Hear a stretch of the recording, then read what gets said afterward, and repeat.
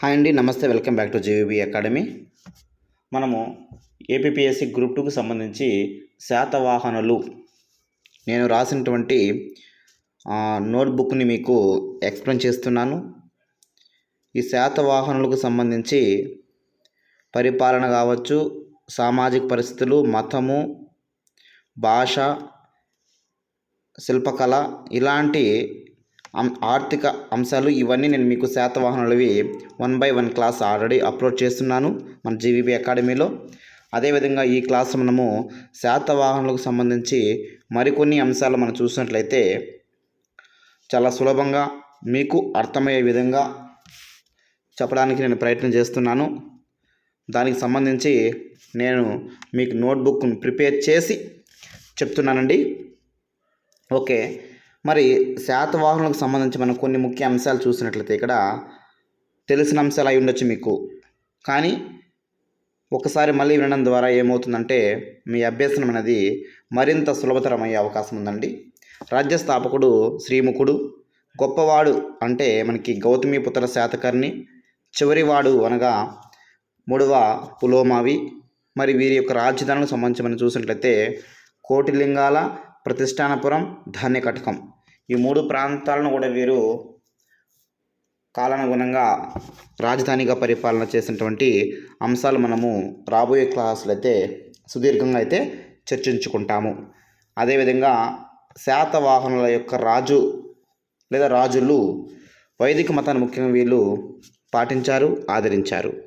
మరి ప్రత్యేకంగా రాణులు అయితే మనకి బౌద్ధ మతాన్ని అయితే వీళ్ళు ఆదరించడం అయితే మనం గమనించవచ్చు. దానికి సంబంధించిన ఆధారాలు కూడా నేను మీకు తెలియజేస్తాను. మరి రాజభాష ప్రాకృతము. ఓకే, మరి వీరి కాలంలో సంస్కృతం సంబంధించినటువంటి ప్రత్యేకత అంశాలు కూడా మనకి పొందుపరిచి ఉన్నాయి. ఆ అంశాలు కూడా నేను మీకు క్లియర్గా తెలియజేస్తాను. రాజలాంఛనం అయితే సూర్యుడు. ఓకేనా, ఇప్పుడు మనము ఈ శాతవాహనుల యొక్క జన్మస్థలం ఏ ప్రాంతము అని పరిశీలన చేసినట్లయితే అనేక మంది చరిత్రకారులు వారి యొక్క వాదనలను వినిపించారు. మరి జన్మస్థానాన్ని బట్టి ఆధారాలు కూడా మనకి వాళ్ళు తెలియజేశారు. అవన్నీ మనం ఇప్పుడు శుభ్రంగా నేర్చుకోవాల్సినటువంటి అవసరం అయితే ఉంది. క్లియర్గా నేను మీకు నోట్స్ రాశానండి, ఆ నోట్స్ని నేను మీకు తెలియజేస్తున్నాను. ఓకేనా, మరి ప్రతిష్టానపురం అనేది శాతవాహనుల యొక్క జన్మస్థలం అని మనకి తెలియజేసింది ఎవరంటే పిటి శ్రీనివాస అయ్యంగార్. మరి శాతవాహనుల యొక్క రాజధాని కూడా ప్రతిష్టానపురం అని మనకి ఇక్కడ ఇతను తెలియజేశాడు. మహారాష్ట్రలోని నాసిక్లో శాతవాహనులకు సంబంధించినటువంటి నాణేలు, శాసనాలు లభించాయి. వీటి వలన మనకి వీరు నాసిక్ ప్రాంతానికి చెందినవారు అని మనకు పిటి శ్రీనివాస అయ్యంగార్ అయితే తెలియజేయడం జరిగిందనమాట. ప్రతిష్టానపురాన్ని పైఠాన్ అని కూడా మనము పిలుస్తారని గుర్తుంచుకోవాలి. మనకు రాబోయే పరీక్షల్లో ప్రతిష్టానపురం బదులు పైఠాన్ అనే పదం ఉపయోగించినా కూడా మనము ఆన్సర్ చేసే విధంగా ఉండాలి. ఓకేనా, అదేవిధంగా మనకి విదర్భవాదం మనం చూసినట్లయితే విదర్భ అనేది శాతవాహనుల యొక్క జన్మస్థలం అని మనకి తెలిపినటువంటి చరిత్రకారుడు వివి మిరాషి. మరి దీనికి ఆధారం ఏంటయ్యా అంటే గమనించాలి, గౌతమిపుత్ర శాతకర్ణికి బెనకడక స్వామి అనే బిరుదు ఉంది. ఓకేనా, మనకి ఈ అంశాలు నేను మీకు ప్రతి రాజు గురించి ప్రత్యేకంగా తెలియజేస్తాను. అప్పుడు అనేక అంశాలు మీ దృష్టికి తీసుకురావడం అనేది జరుగుతుందన్నమాట. గౌతమిపుత్ర శాతకర్ణికి బెనకడక స్వామి అనే బిరుదు ఉందన్నమాట. మరి ఈ బెనకడక స్వామి అనే బిరుదు రావడానికి కారణం ఏంటి అంటే కన్నబెన్న నది అని అంటారు. ఈ కన్నబెన్న నది ఆధారంగానే ఇతనికి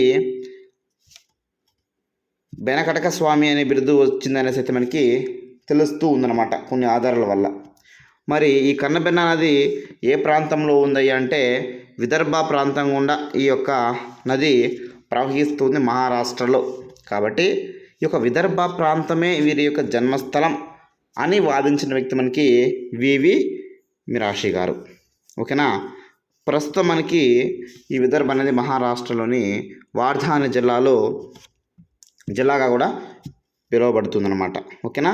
మరి అప్పట్లో కన్నబెన్నా నది అని పిలుస్తుంటున్నది ఈ యొక్క ప్రస్తుతం పేరు ఏంటి అంటే కన్వాస్ అనేసి, ఇప్పుడు కన్వాస్ నది అని పిలుస్తూ ఇదే వార్ధా జిల్లాలోనే ప్రవహిస్తూ ఉన్నది.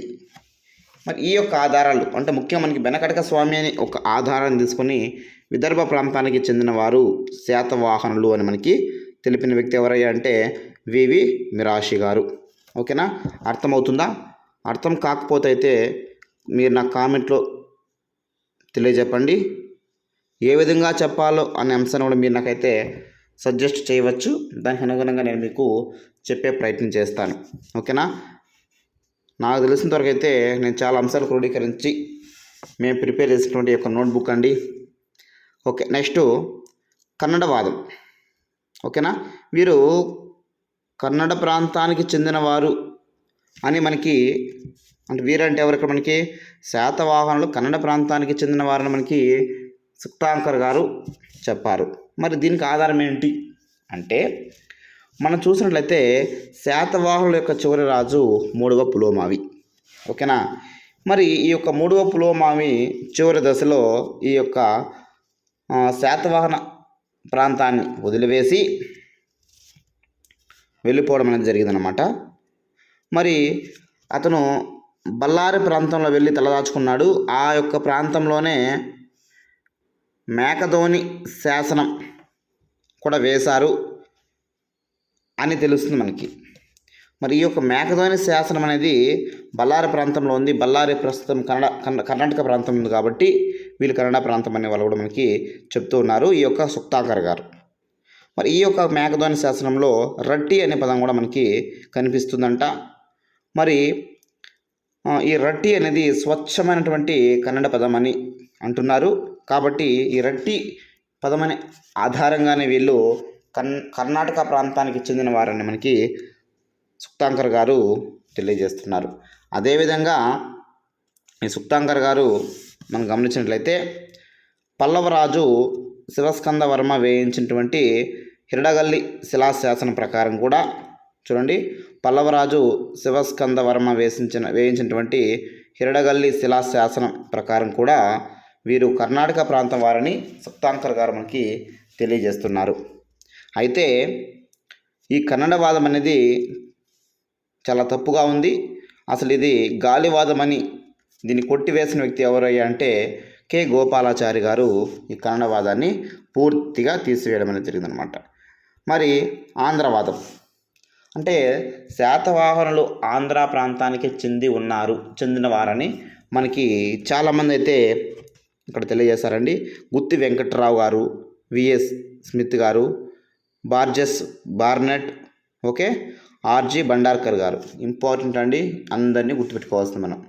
గుత్తి Venkatrao garu, VS Smith, Barnett, RG Bhandarkar garu. ఓకేనా. ఇందులో మనకి విఎస్ స్మిత్ గారు, గారు, బార్నెట్ గారు ఈ ముగ్గురు కూడా విదేశీయులు అనమాట. మరి వీరు ఏ అంశం యొక్క ఆధారంగా శాతవాహనులు ఆంధ్ర వారిని ధృవీకరించాలంటే హాలుడు మనకి 23వ రాజు ఉన్నారు కదండి, హాలుడు. ఓకేనా. మరియు శ్రీలంక రాకుమార్తె లీలావతి. హాలుడు లీలావతిని పెళ్లి చేసుకున్నారండి. శ్రీలంక యొక్క రాకుమార్తె లీలావతిని పెళ్లి చేసుకున్నారు. వీరి యొక్క వివాహం అనేది తూర్పుగోదావరి జిల్లాలోని ద్రాక్షారామంలో జరిగింది.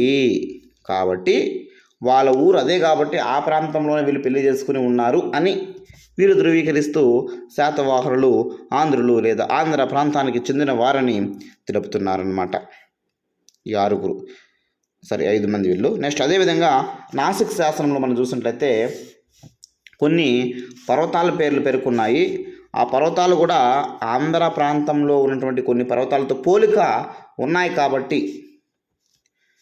వీరు ఆంధ్రులే అని పేర్కొన్న వ్యక్తులు గుత్తి Venkatrao garu, VS Smith garu, Barnett గారు, ఆర్జీ బండార్కర్ గారు. ముఖ్యంగా హాలుని యొక్క వివాహము, దాంతోపాటు నాసిక్ శాసనంలో ఉండే కొన్ని పర్వతాల పేర్లు అంశాలతో మాత్రం వీళ్ళు ఆంధ్రవాదం అంటే ఆంధ్ర ప్రాంతానికి చెందిన వారని వీళ్ళు వాదన చేశారనమాట. మరి కొంతమంది మనం చూసినట్లయితే ఇక్కడ లేదు ఈ యొక్క శాతవాహనులు మా తెలంగాణ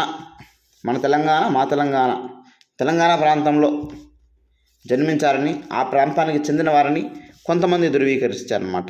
అంటే వీరి రాజధాని కోటిలింగాలు కాబట్టి వాళ్ళ ఊరు నుంచి వాళ్ళు పరిపాలించారు అని అంటూ ధృవీకరించారు కొంతమంది. పివి పరబ్రహ్మ శాస్త్రి, డి రాజారెడ్డి, సంగనబట్ల నరసయ్య, బిఎన్ శర్మ గారు. మరి వీరి వాదన ప్రకారం మనం చూసినట్లయితే ఈ యొక్క శాతవాహనుల యొక్క స్థాపకుడు అయినటువంటి శ్రీముఖుడు కోటిలింగాల నుంచే మొదటగా పరిపాలించాడు కాబట్టి, దాంతోపాటు అక్కడి నుంచే పరిపాలించడానికి కారణం ఏంటి అంటే ఆ యొక్క కోటిలింగాల వద్ద శ్రీముఖుడు యొక్క శాసనాలు కూడా లభించాయని, దీని పట్ల వీళ్ళు తెలంగాణ ప్రాంతానికి చెందిన వారని అయితే కొంతమంది అయితే ఈ యొక్క పివి పరబ్రహ్మ శాస్త్రి, డి రాజారెడ్డి, సంగనబట్ల నరసయ్య గారు, బిఎన్ శర్మ గారు వాదించారు. ఓకేనా. అదేవిధంగా ఇంకొన్ని మనం ఇక్కడ గమనించినట్లయితే నీలకంఠ శాస్త్రి ఏం చెప్పారంటే ఆంధ్ర శాతవాహన అని అంట మామూలుగా మనం కదా, ఆంధ్ర అనేది జాతి నామమని, శాతవాహన అంటే వంశనామమని, శాతకర్ణి అనేది వారి యొక్క ఇంటి నామమని తెలిపిన వ్యక్తి ఎవరంటే నీలకంఠ శాస్త్రి. బాగా గుర్తుంచుకోండి. ఆంధ్ర జాతి నామము, శాతవాహన అనేది వంశనామము, శాతకర్ణి అనేది ఇంటి నామం అని అన్నారనమాట. అదేవిధంగా బిఎస్ఎల్ హనుమంతరావు గారి ప్రకారము, ఓకేనా, శాతవాహనులు ఆర్యులంట. గుర్తుపెట్టుకోండి, శాతవాహనులు ఎవరై అంటే శాతవాహనులు ఆర్యులు. ఆర్యులు అంటే మీకు మళ్ళీ స్పెషల్గా చెప్పాల్సిన అవసరం లేదు, మనం ఆ నాగరికతలు తెలుసుకున్నాం కదా. నెక్స్ట్ తొలివేద మలివేద కాలపు నాటి ఆర్థిక వ్యవస్థ కానీ, పరిపాలన వ్యవస్థ కానీ, సామాజిక వ్యవస్థలు కానీ అవన్నీ మనం గతంలో చదువుకున్నాం. నెక్స్ట్ ఆర్ఎస్ బ్రహ్మ గారు ఏం చెప్పారంటే శాతవాహనులు ద్రవిడులు అన్నారు. ద్రవిడులు అంటే మనకి దక్షిణ భారతదేశం సంబంధించిన వ్యక్తులు అనమాట. ఓకేనా. మరి శాతవాహనులు అంటే ఆర్యులు అనగా ఉత్తర భారతదేశానికి యొక్క స్థిరపడ్డవారు అని మనకి తెలుస్తూ ఉంది. ఓకేనా. నెక్స్ట్ వివి మిరాషి, ఆర్జి బండార్కర్ గారి ప్రకారము శాతవాహనులు ఆంధ్ర భృత్యులు అని అన్నారనమాట వీళ్ళిద్దరి ప్రకారం అయితే. మరి ఆంధ్ర భృత్యులు అంటే అర్థం ఏంటయ్యా అంటే భృత్యులు అనగా అర్థం ఏంటంటే సేవకులు అని అర్థము. ఓకేనా. నెక్స్ట్ డిసి సర్కార్ ప్రకారం చూసినట్లయితే మనము శాతవాహనులు ఆంధ్ర భృత్యులు కాదు, ఆంధ్రులే అని అర్థం ఉన్నారు. అంటే ఇక్కడ డిఫరెన్స్ మనం గమనించినట్లయితే వివి మిరాషి, ఆర్జి బండార్కర్ ఏమన్నారంటే వీరు ఆంధ్ర ప్రాంతానికి సేవకులు అన్నారు. అంటే ఇక్కడికి వచ్చి వాళ్ళు సేవ చేస్తారన్నారు వాళ్ళు. మరి డీసీ సర్కార్ ఏమన్నారంటే అయ్యా వీళ్ళు ఆంధ్ర యొక్క సేవకులు కాదు, వీరు ఆంధ్రులే అని చెప్పారనమాట డీసీ సర్కార్. ఇది మనకి వీరి యొక్క శాతవాహనుల యొక్క ముఖ్యాంశాలతో పాటు వారి జన్మస్థానానికి సంబంధించినటువంటి కొన్ని వాదనలు మనము చూడవచ్చు. ఓకేనా. అదేవిధంగా మన నెక్స్ట్ క్లాస్లో శాతవాహనులకు సంబంధించి ప్రముఖ గ్రంథాలు కానీ, మరి వీరి యొక్క రాజధానికి సంబంధించిన అంశాలు కానీ, అదేవిధంగా వర్ణం కానీ, తర్వాత నాణ్యాల అంశాలు కానీ, శాసనాలు, ఇవన్నీ కూడా నెక్స్ట్ క్లాస్లో మనము చూద్దామండి. ఈ విధంగా నా నోట్బుక్ అయితే క్లియర్గా ఉంది.